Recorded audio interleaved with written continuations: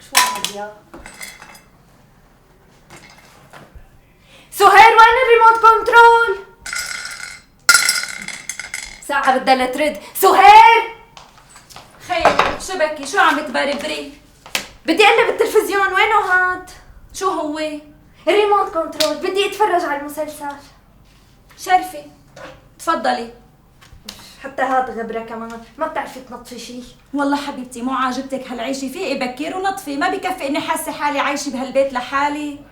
حبيبتي انا ضيفة عندكم لبين ما يجي نصيبي وارتاح. هي الله كريم. شو قصدك يعني انت عم تتمسخري علي مثلا؟ لا حبيبتي لا عم بتمسخر ولا شيء. ايه لنشوف. انا رايحة لحق الغدا لاخوكي. وطي الصوت. ماشي. بتعرفي بتضايق من الصوت العالي. شبكن شوفي ليش صوتكم طالعه؟ والله اسأل اختك. شوفي ما في شي اخي، رايحة احضر لك الغدا حياتي.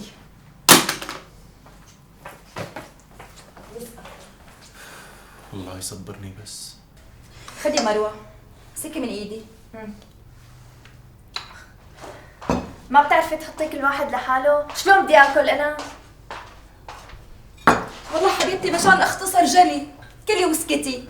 خير ان شاء الله. شو جاهز لك؟ ايه حبيبي رح تسكت لك اختك.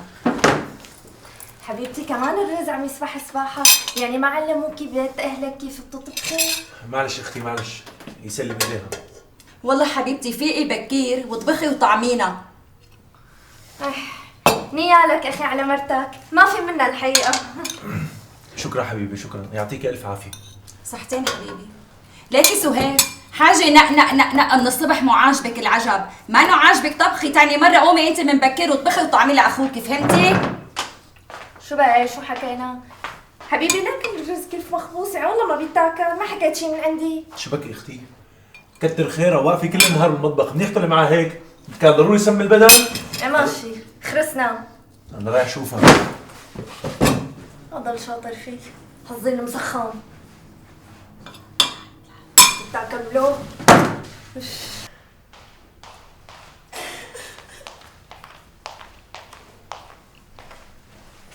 سهير حبيبي والله اختي ما انا هيك، طولي بالك، بس يمكن موضوع طلاقها مأثر عليها.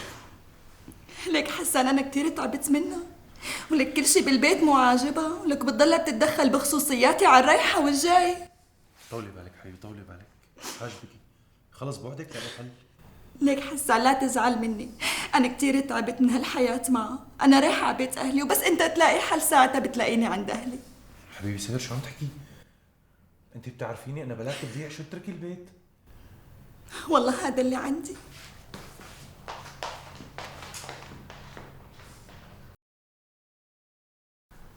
يا ربي شو الحل؟